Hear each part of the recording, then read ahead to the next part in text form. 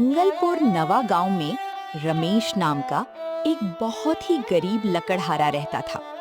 वो अपनी पत्नी के साथ एक छोटी सी टूटी फूटी झोपड़ी में अपना जीवन बिताया करता था। उनकी कोई संतान नहीं थी, न कोई बेटा और न ही कोई बेटी। वे दोनों हमेशा एक औलाद के सुख के लिए तरसते रहते थे। एक सुबह रमेश की पत्नी सुनीता चूल्हा फूंकते हुए रमेश से कहती है, अरे जी, सुनते हो, घर में खाना बनाने के लिए राशन बहुत ही कम बचा है। आजकल में जो थोड़ा बहुत अनाज है वो भी खत्म हो जाएगा। इस बार जब आप बाजार जाएंगे तो दुकान से थोड़ा चावल और राशन जरूर खरीद कर ले आइएगा। ठीक है भाग्यवान, मैं आज ही जाऊंगा। मंगल सेठ से कुछ पैसे उधार मांगकर बाजार से कुछ दिनों का अनाज ले आऊंगा। वैसे भी अब इस पास वाले जंगल में लकड़ियां बहुत कम मिलती हैं। बहुत देर तक भटकने के बाद कहीं जाकर थोड़ी बहुत सूखी लकड़ियां हाथ लगती हैं। चलो, अगर खाना बन गया है तो थाली ले आओ, मैं खा लेता हूं। फिर लकड़ियों की तलाश में जंगल की तरफ निकलूंगा। देखता हूं आज किस्मत में कितनी लकड़ियां लिखी हैं। सुनीता रमेश को गर्मा गर्म खाना परोस देती है। रमेश हाथ मुंह धोकर बैठ जाता है और शांति से अपना भोजन करने लगता है। भोजन कर लेने के बाद रमेश कुल्हाड़ी उठाने के लिए खड़ा होता है। वो अपने कंधे पर एक बड़ी और नुकीली कुल्हाड़ी रखता है और सूखी लकड़ियों की तलाश में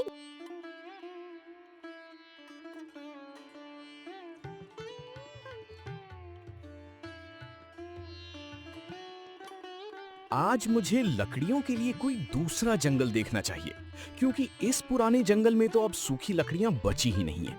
हाँ, जो वो नदी के किनारे वाला जंगल है ना, आज उसी तरफ जाकर देखता हूँ। क्या पता वहां कोई बड़ा पेड़ गिरा हुआ मिल जाए। अगर ऐसा हुआ तो उसे काटकर बाजार में अच्छे दामों में बेच दूंगा, जिससे कुछ ज्यादा पैसे हाथ आ जाएंगे। रमेश कुछ सोचते हुए गंगा के पास वाले उस बहुत बड़े जंगल की तरफ सूखी लकड़ियों की तलाश में निकल पड़ता है।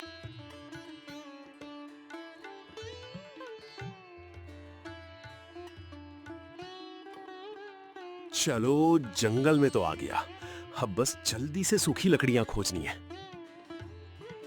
रमेश दूर दूर तक अपनी नजरें घुमाता है, मगर उसे कहीं भी सूखी लकड़ियां दिखाई नहीं देती।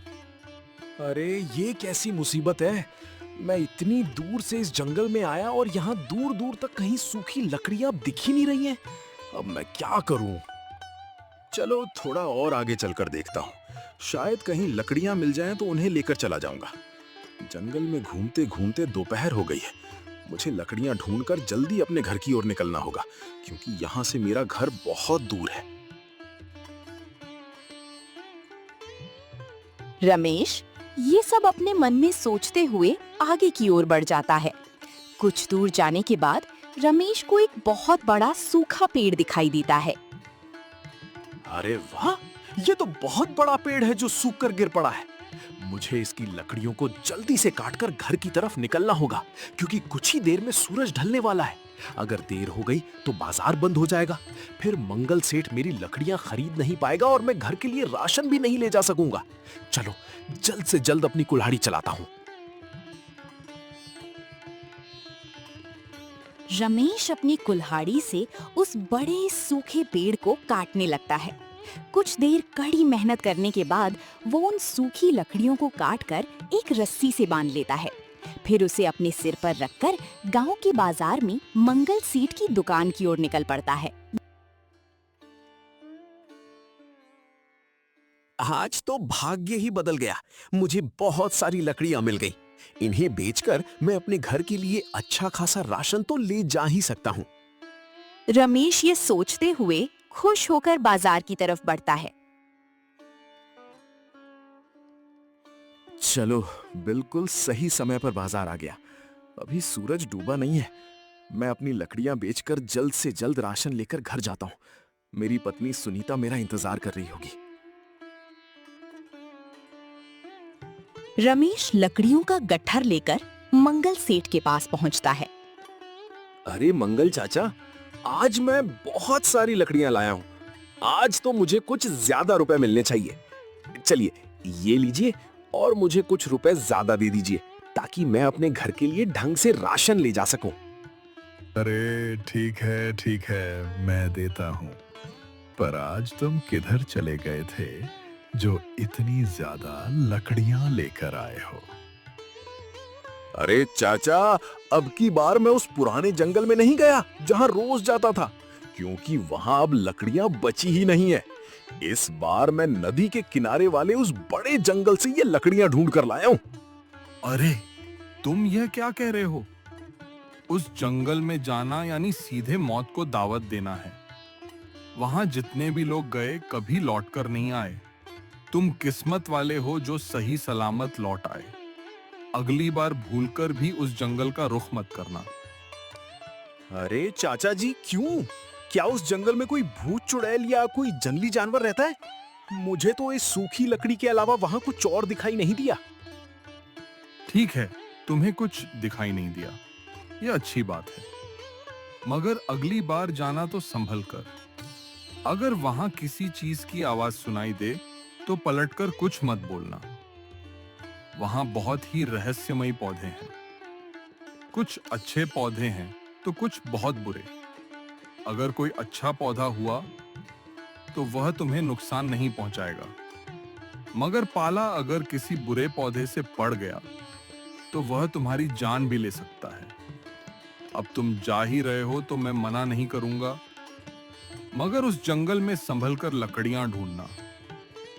ठीक है चाचा जी, अगर ऐसी बात है तो मैं उस जंगल में दोबारा कभी भी पैर नहीं रखूंगा।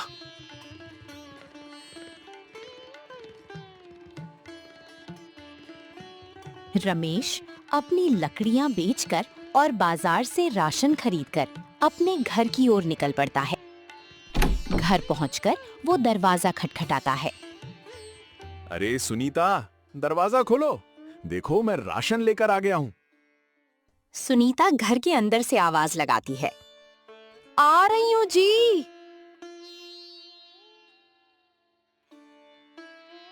आज तो भाग्य से मुझे एक बहुत बड़ा सूखा पेड़ मिल गया था, जिसे काटकर मंगल सेठ को बेचकर और कुछ पैसे उधार लेकर मैं इतना राशन ले आया हूं कि ये आराम से 1-2 हफ्ते चल जाएगा।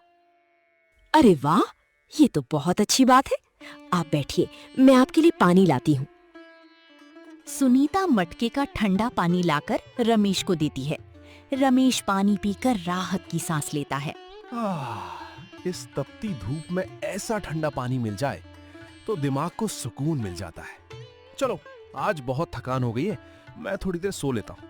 तुम खाना पकाने के बाद मुझे जगा देना। कुछ देर बाद सुनीता रमेश को भोजन परोसती है।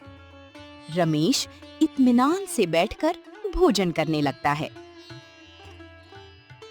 अरे जी सुनिए ना, वो घर के बगल में जो सुशीला रहती है ना, उसने आज कान की बाली खरीदी है। मैं आपसे। अरे तुम बात को घुमा क्यों रही हो? साफ साफ बोलो, क्या कहना चाहती हो? मैं कह रही हूँ कि आप भी मुझे कान की एक बाली खरीद दीजिए। गांव में सब लोग पहनकर मंदिर जाते हैं और मैं नहीं जा पाती। गांव की सभी औरतें मुझे ही ताकती रहती हैं। वे कहती हैं कि इसका कैसा मर्द है जो इसे कान की बाली तक नहीं खरीद कर दे सकता। बस इतनी सी बात? अरे सब हो जाएगा। अगर ऊपर वाले ने चाहा तो हम इस टूटी फूटी झोपड़ी से निकलकर किसी बड़े महल में रहेंगे। तुम सिर्फ सब्र करो। तुम्हें कान की बाली क्या, मैं तो तुम्हें इतने सोने जेवरात खरीद कर दूंगा कि जो औरतें आज तुम पर हंस रही हैं वे तुमसे पूछेंगी कि तुमने ये कहां से लिए। सुनीता खुश होकर चुप हो जाती है और रमेश अपना भोजन समाप्त करता है। चलो, बहुत रात हो गई है, अब सो जाते हैं। कल सुबह जंगल में लकड़ियां ढूंढने जाना है। कुछ दिन मेहनत करूंगा तो तुम्हारा सपना जरूर पूरा हो जाएगा। काश ऊपर वाला मेरा भी एक सपना पूरा कर देता तो सब ठीक हो जाता। रमेश और उसकी पत्नी का कोई बच्चा नहीं था। वो हर बार ऊपर वाले से यही दुआ करता था कि उन्हें एक बच्चा मिल जाए, लेकिन ऊपर वाला उनकी सुनता ही नहीं था। इसके बाद दोनों सो जाते हैं।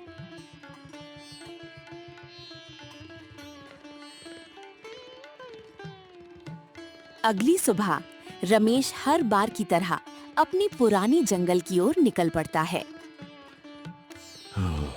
आज फिर उसी जंगल में जाता हूँ।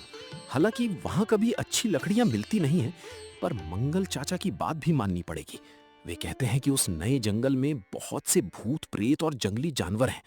चलो, जो भी काम मिलेगा उसी में सब्र करके शाम तक घर लौट आऊंगा।